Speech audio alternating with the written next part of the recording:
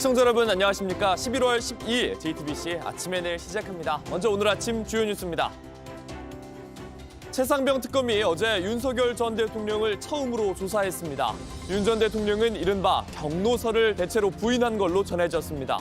사단장 처벌 관련한 말도 전혀 하지 않았다고 주장한 걸로 알려졌습니다. 이재명 대통령이 공직자의 불법 계엄 가담 여부를 따로 조사하라고 지시했습니다. 김민석 국무총리는 49개 중앙행정기관 전체를 대상으로 조사한 뒤에 내년 설 전에 인사조치를 끝내겠다고 했습니다. 조태용 전 국정원장이 오늘 새벽 구속됐습니다. 법원은 증거를 인멸할 염려가 있다고 봤습니다. 조 전 원장은 비상계엄 선포 계획을 미리 알았음에도 국회에 보고하지 않아 직무를 유기한 혐의 등을 받고 있습니다. 울산 화력발전소 붕괴 사고 현장에서 잔해에 매몰된 시신 2구가 수습됐습니다. 이로써 매몰자 7명 가운데 사망자는 5명으로 늘어났습니다. 나머지 2명 중 1명은 아직 위치가 확인되지 않고 있습니다. 최상병 특검이 출범 이후 처음으로 윤석열 전 대통령을 불러 조사했습니다. 준비한 질문지만 100쪽, 9시간 가까이 이어진 조사에서 윤 전 대통령은 VIP 경로설 등 대부분의 혐의를 부인했습니다. 경로에 대해선 책임자가 있으면 문책하란 이야기였고 사단장 처벌 관련 발언은 한 적이 없다고 주장했습니다. 하예빈 기자입니다.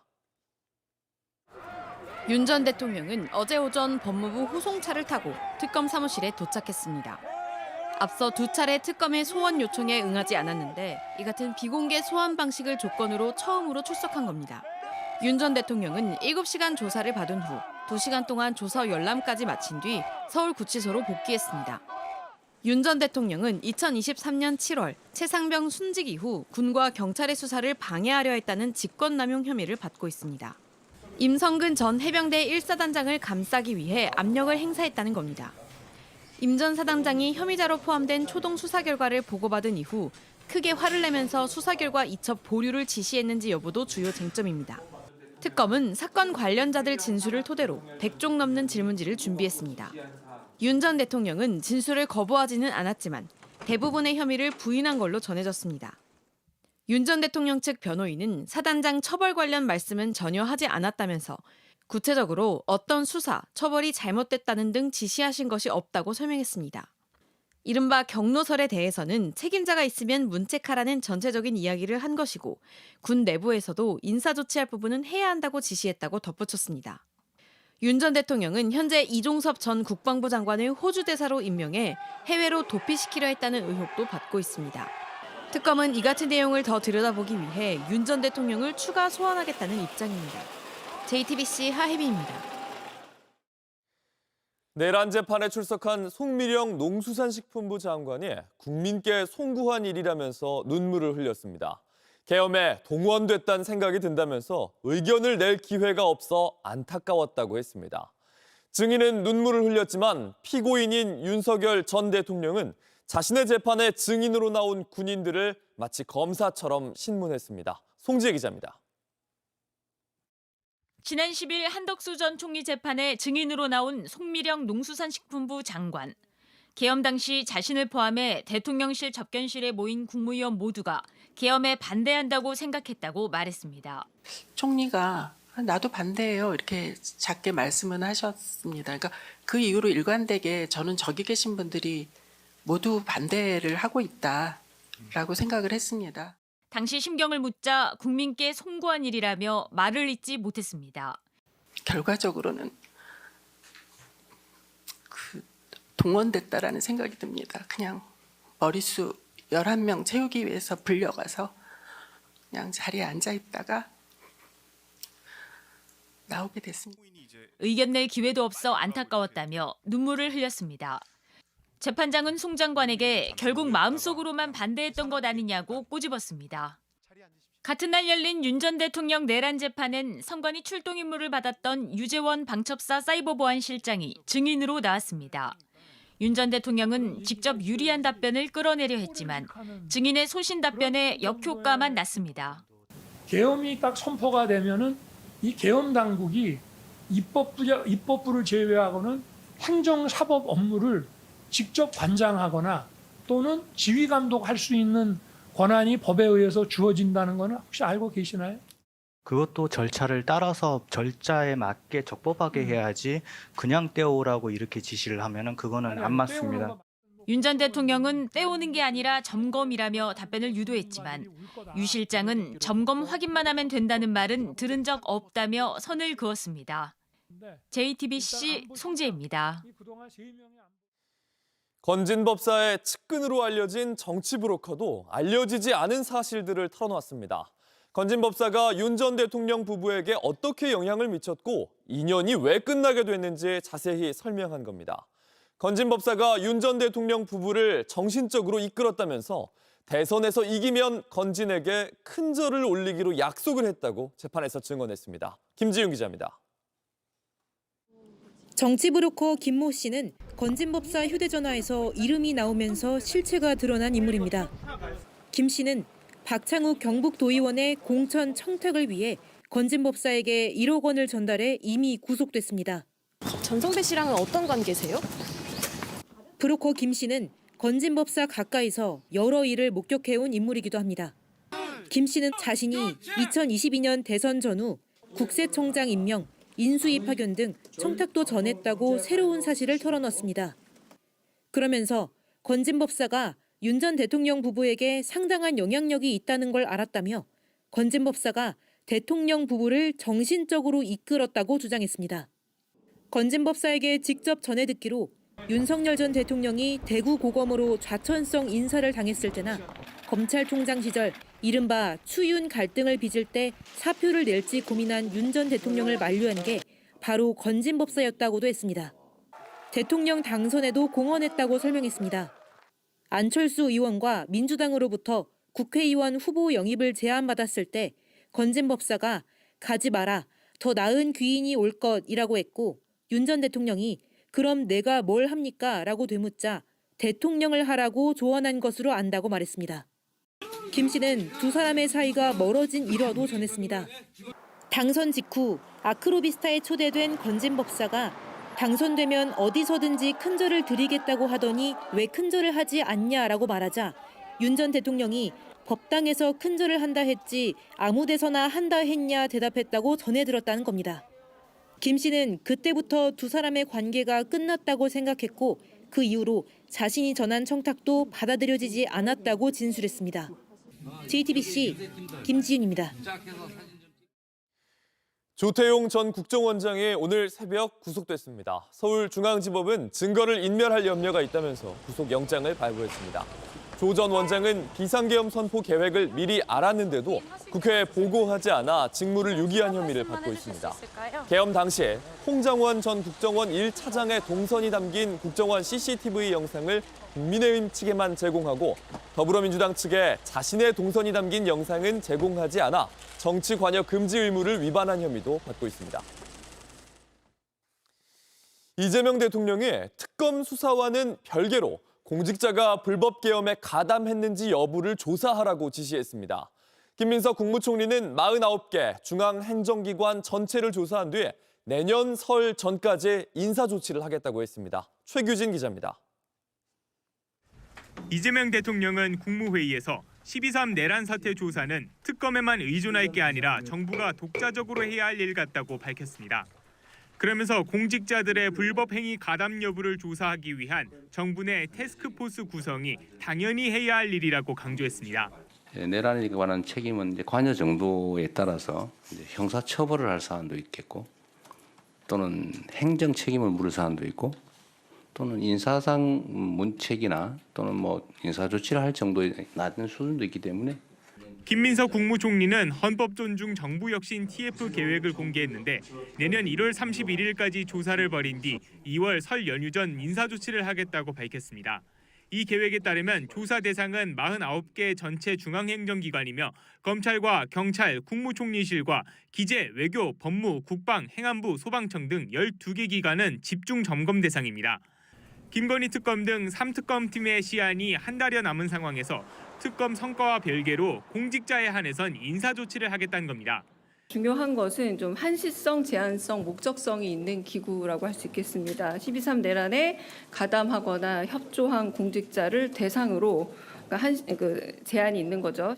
이 대통령은 지난달 계엄 가담자가 군 인사 진급 대상에 포함됐다고 지적한 바 있습니다.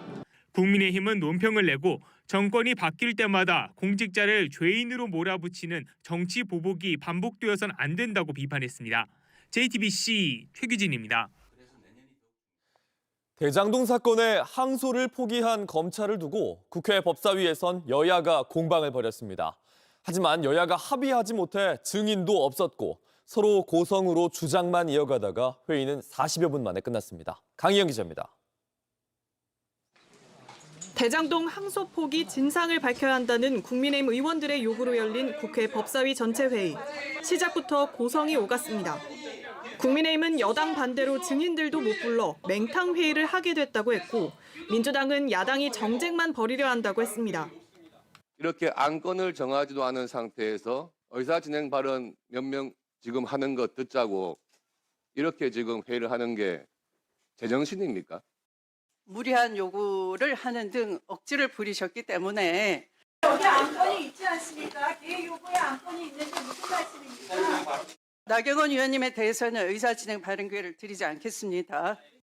국민의힘은 항소 포기 과정에 윗선 개입이 있다는 의혹을 강하게 제기했습니다. 정치적인 외압이 가해진 것이다. 그 윗선이 법무부 장관 그리고 또 대통령이다. 이런 의혹도 제기가 되고 있습니다. 대장동 범죄 수익금을 환수하지 못하게 됐다고도 했습니다. 7,800억 국민들의 돌아올 이익을 범죄자들에게 주는 이거는 폭거 아닙니까? 반면 여당은 검찰의 항소 포기는 정당한 수순이었다고 맞받았습니다. 애초에 검찰이 해서는 안 되는 조작질의 공소 제기를 했기 때문에 항소 포기에 반발하는 게 내란이라고도 했습니다. 내란이 일어난 게 1년이 되는데 아직까지도 이 세력을 청산하지 못하고 여기에 끌려다니는 것. 이건 진짜 문제가 있다고 생각합니다. 내란 세력이 아니에요. 내란을 옹호하는 사람이 내란 세력. 결국 회의는 40여 분 만에 끝났습니다. 추미애 위원장은 다시 전체 회의를 열어 현안 질의를 진행하겠다고 했습니다. JTBC 강윤입니다. 온라인에서 화제가 된 뉴스, 화제가 될 뉴스를 골라 전해드립니다. 아침엔 소셜픽입니다. 중국 외교관이 다카이치 일본 총리의 목을 베어버리겠다는 글을 써서 논란이 됐습니다. 대만을 둘러싼 갈등 때문이었는데 트럼프 미국 대통령도 중국과의 관계에 대한 질문을 받았습니다. 멋대로 달려드는 그 더러운 목을 잘라버릴 수밖에 없다. 지난 8일 중국의 주 오사카 총영사 쉐젠이 소셜미디어에 남긴 글입니다. 중국이 대만을 침공할 경우 일본 자위대가 나설 수 있다는 다카이치 총리에 대해 비난하는 글을 올린 건데요. 일본은 강하게 반발했고 대만도 중국을 비난했습니다.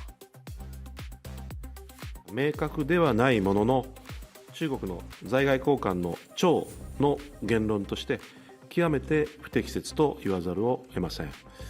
在此要奉劝中方应该要秉持着相互尊重的原则，在国际社会上跟其他的国家好好的相处，也包括台湾。 트럼프 미국 대통령도 이 발언과 관련한 질문을 받았습니다. These are not our friends, sir, are they, in China? Well, a lot of our allies aren't our friends either, Laura. 오히려 중국보다 동맹국들이 무역에서 미국을 더 이용해 왔다고 했습니다. 이어서 진행자는 수많은 중국인 유학생이 미국에 오는 점이 우려된다고도 지적했는데요. They're not the French, they're the Chinese. They spy on us, they steal our intellectual property. What, do you think the French are better? Yeah. Really? I don't know. I'll tell you, I'm not so sure. We've had a lot of problems with the French. 미국 샌프란시스코의 경전철에서 하마터면 큰 사고가 날 뻔했습니다. 경전철 안에서 기관사에게 무슨 일이 있었는지 영상이 공개됐습니다. 지난 9월 이른 아침 운전을 시작한 기관사 피곤한 듯이 몸을 엎드립니다.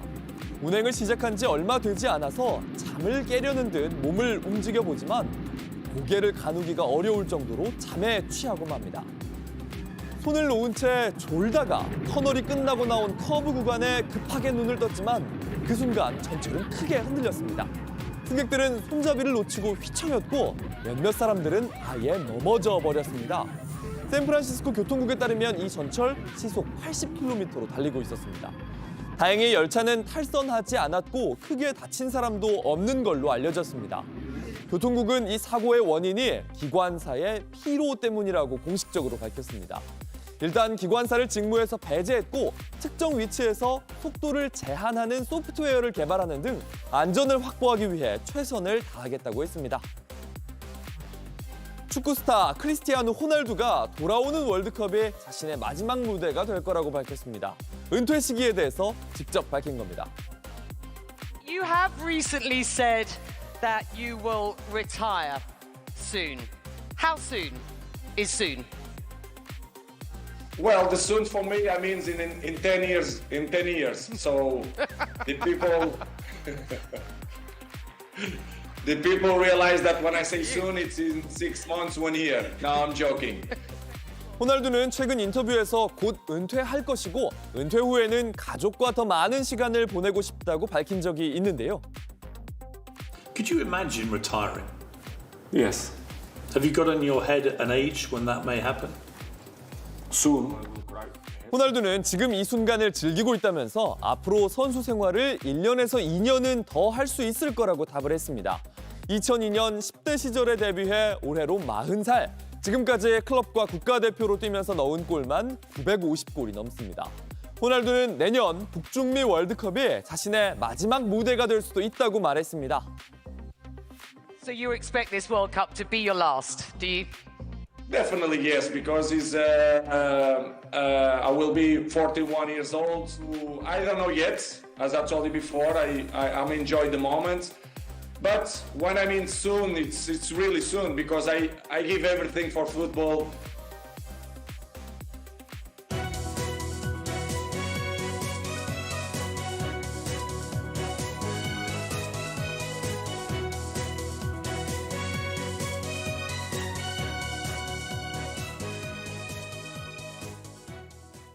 울산 화력발전소 붕괴, 구조가 시작된 지 130여 시간 만에 잔해에 매몰된 시신 2구가 수습됐습니다. 이로써 매몰자 7명 중에 사망자는 5명으로 늘어났습니다. 나머지 2명 중에 1명의 위치는 확인이 됐지만 다른 1명은 아직 소재도 알 수 없는 상태입니다. 정수아 기자입니다. 중장비들이 투입되고 수색구조 전문가 70여 명이 동원된 울산 화력발전소 붕괴 현장. 어젯밤 10시 14분쯤 매몰자 1명이 추가로 발견됐습니다. 당국은 수색 작업을 재개한 지 6시간 반 만에 60대 남성을 수습했습니다. 남성은 발견된 지 4분 후 사망 판정을 받았습니다. 5호기 잔해물 중 6호기 방향 입구에서 3-4m 지점에 있었던 걸로 알려졌습니다. 같은 시간 실종자 1명의 위치도 인근에서 추가로 확인됐습니다.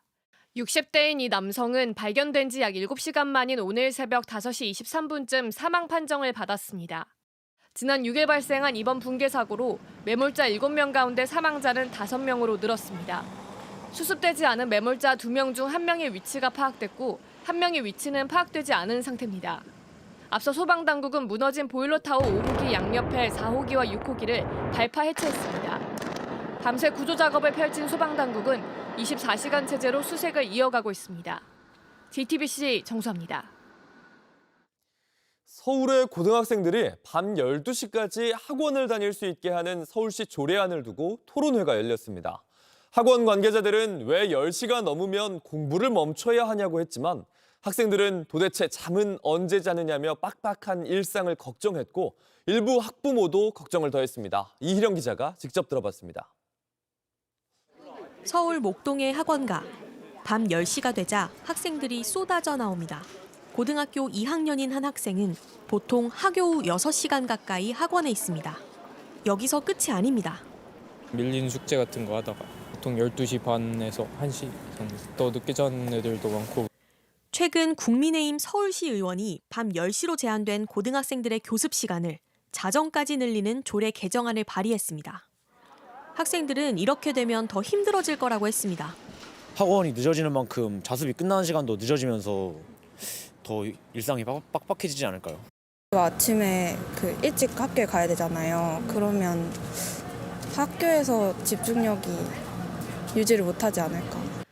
긍정적으로 평가하는 학부모도 일부 있었지만 이제 아이들이 이제 그 뒷시간은 거의 스카를 가거든요. 학원에 있는 게 오히려 더 공부가 되지 않을까. 부작용을 걱정하는 학부모가 더 많았습니다. 학부모 입장도 사실 남들이 그렇게 하니까 우리 애가 또 빨리 나오는 것도 불안하거든요. 이게 만약 12시가 되면 초등학교부터 막 내려갈 거예요. 10시로 한다고 해도 커튼 치고 다 하는 데는 그렇게 하고 있으니까 애들은 불쌍한 거죠. 토론회에서 학원 업계 측은 교습을 자정까지 해야 한다고 주장했습니다. 왜 서울의 아이들만 밤 10시가 넘으면 공부를 멈춰야 합니까?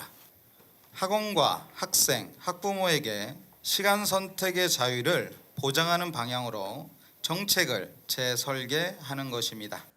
서울시 교육청은 반대의 뜻을 분명히 했습니다.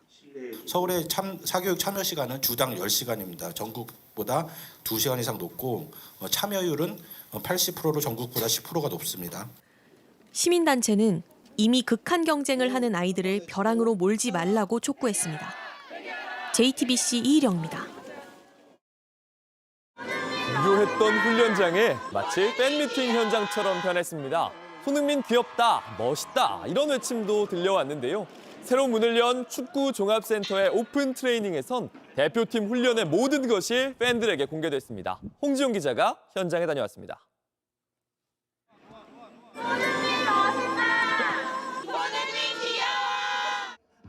축구 대표팀 소집 이틀째 꽁꽁 문을 걸어 잠갔던 대표팀 훈련장이 팬들에게 문을 열었습니다. 선수들이 모습을 드러내자 여기저기에서 고함이 터져 나옵니다. 손흥민 잘생겼다. 추첨을 통해 초대받은 축구 팬은 300명. 휴가를 내고 원주에서 천안까지 달려온 팬도 저 멀리 일본에서 날아온 팬도 있었습니다. 직장에서도 제가 축구 팬으로 열렬한 팬으로 알고 있어가지고 저 진짜 1년 반 넘게 기다렸습니다. 오늘 못 봐서 아쉽지만 대표팀의 모든 것이 궁금했던 터라 1시간 동안 선수들이 달리고 공을 주고받는 소소한 장면까지 한순간도 놓치지 않습니다. 훈련이 끝나자 선수들과 가까이 할 수 있는 시간이 열렸습니다. 미리 준비한 경품과 사인을 건네며 팬들의 마음을 녹입니다. 손흥민은 동갑내기 이재성이 경품을 건네는 동안 팬들을 한 명씩 손으로 세워봅니다. 잠시 잔디밭에 앉아서 미소도 짓습니다. 손으로 하트를 그리고 고개 숙여 작별 인사를 건네는 순간 박수갈채가 쏟아집니다. JTBC 홍종입니다. 오늘도 출근길이 많이 춥겠습니다. 중부 내륙과 산지 지역에선 아침 최저기온이 영하권으로 떨어지는 곳도 있겠습니다. 아침 최저기온은 서울이 3.9도, 수원이 1.4도, 대전 2.6도, 파주는 영하 3도까지 내려가겠습니다. 낮부터는 기온이 오르면서 포근해지겠습니다. 전국이 대체로 맑은 가운데 13도에서 18도 사이를 기록할 걸로 보입니다. JTBC 아침 해를 마칩니다. 내일도 7시 반에 아침을 열겠습니다. 시청해주셔서 감사합니다.